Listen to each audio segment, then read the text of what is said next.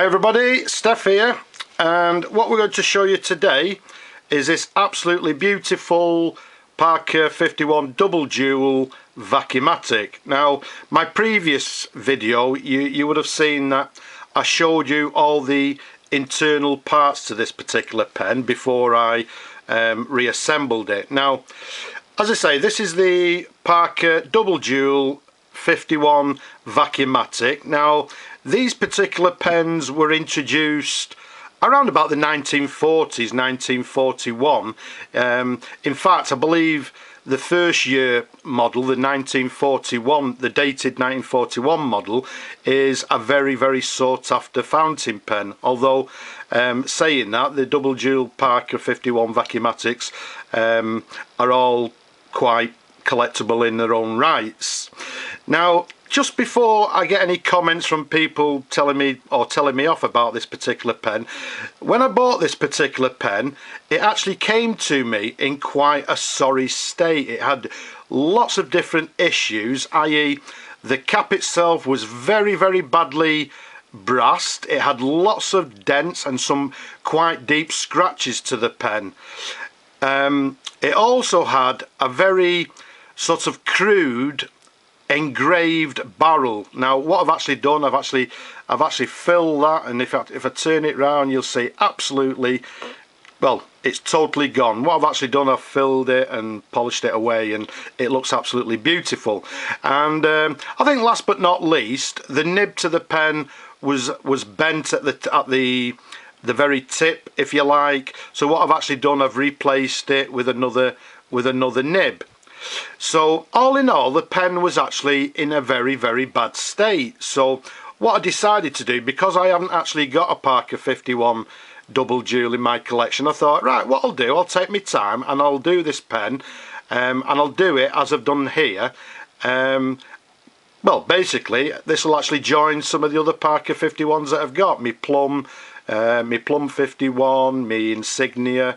And what I've decided to do is take a little bit extra time with this particular one and keep it for myself. So, as I say, before I get told off for this particular cap, as you can see, it's a hand-hammered cap.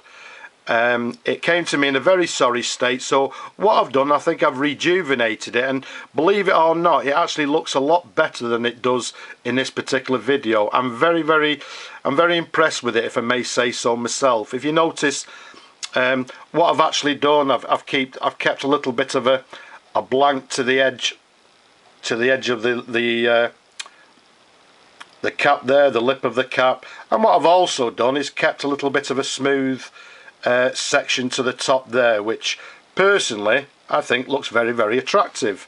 Incidentally, another thing that when it came to me, the blue on the blue diamond was basically worn away. You could see just a little bit of remnants to it. So what I've actually done, I've actually filled the blue diamond in as well. Okay, so all in all, as I say, it came to me in a very bad state. So before anyone tells me off, I've done this particular pen for myself to go into my own collection, and well, I'm absolutely delighted with it. It's actually come out really, really nice. The size of these particular pens, from the top of the cap to the bottom of the barrel, it's approximately 137 millimeters capped.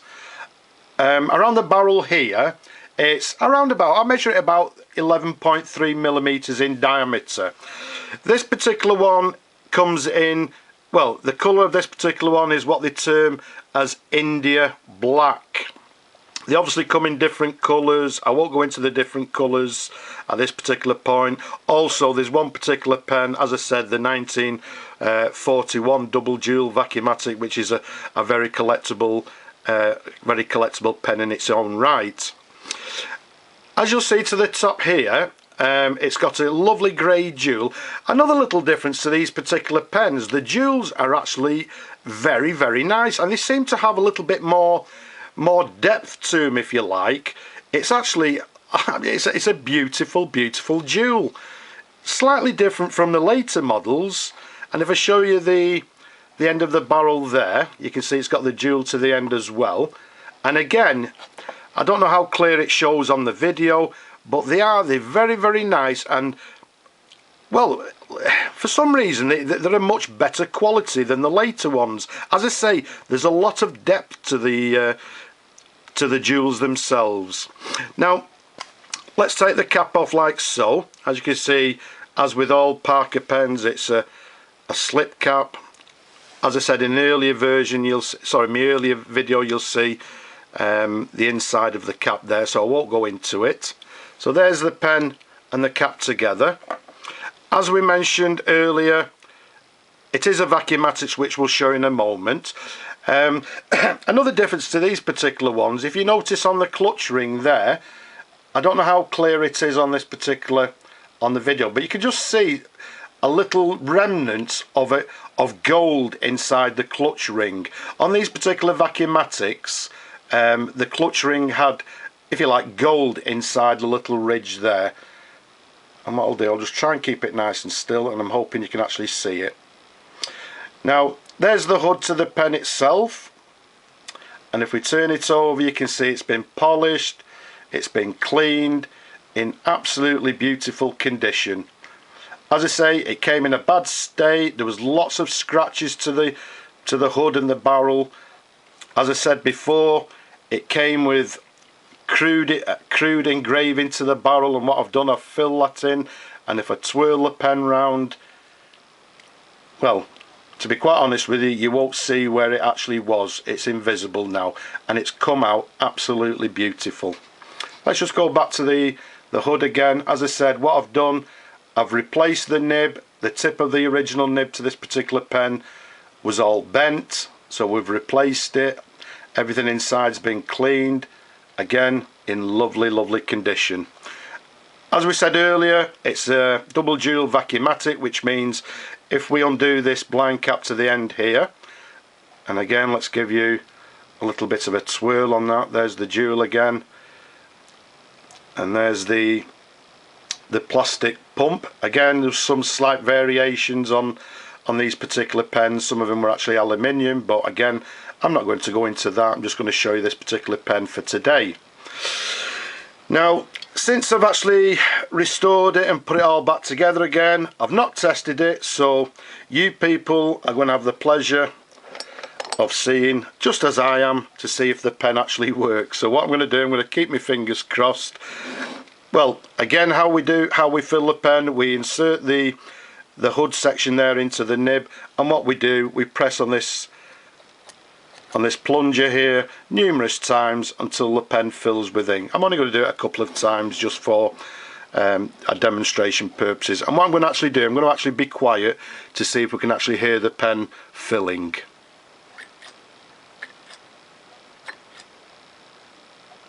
Okay, so I don't know if you could actually hear that, some little sort of, if you like, bubbling sound, which is exactly what we want to hear. So we'll just clean the nib. Let's reinstall the blind cap to the pen there. Let's bring on our writing pad, and well, let's keep our fingers crossed. So what we have, there we go.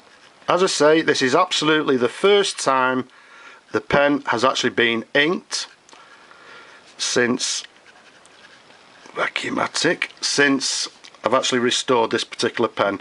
As I say, this particular one is what they term as India Black. The date of these particular pens, as I say, apart from the first edition 1941, is between, if you like, 1941 around about 1948. So this particular pen, unfortunately, it's not actually dated, so I can't give you the exact date, but if you like, it's, I would say, I don't know, sort of mid 1940s. It writes absolutely lovely, very smooth, lays down a lovely line, as you can see. I'm very impressed with it. Okay, so there's the writing sample. An absolutely lovely pen to write with, and as I say, I can't reiterate more that this is the first time it's actually been inked since I've restored it and put it all back together. So well, I'm more than impressed with that. So let's pop the cap back on. So there we have it, the Parker 51 Double Jewel Vacumatic. As I say, dated in between around about 1942 through to 1948. Normally on these particular pens, what you'll find is they'll have the date on the bottom of the blind cap there, and on some of them they have the dates, as with the later models, just below the clutch ring there. But whether this one's actually worn off or it didn't have any dates, I'm not particularly sure. I could not find any dates or imprint on the barrel or on the pen itself. All in all, a very, very nice pen, which is going to go into my collection. I'm more than happy with the result. I haven't got a Double Jewel 51 in my collection, so it's a good starting point. Incidentally, if anybody wants to know, this particular one was the heritage cap, which was actually the windows or the squares.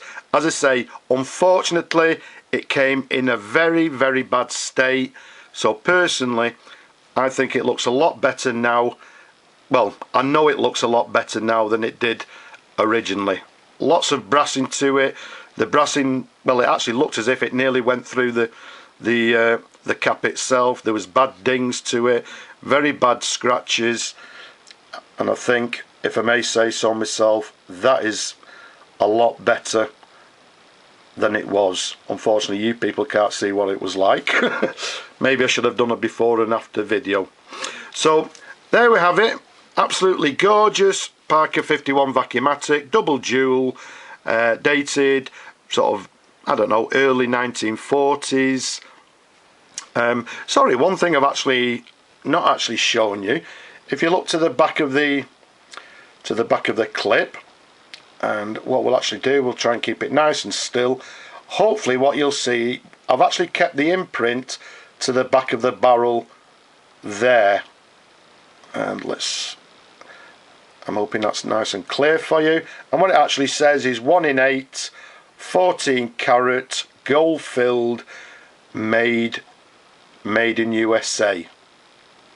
Okay, and another thing I want to point out, I'm not sure if they're actually marked or not, but I believe some of the Double Jewel Parker Vacumatic caps, I believe the clip may be solid gold, although in this particular case it's not marked. I'm not too sure if they were actually marked as solid gold or not.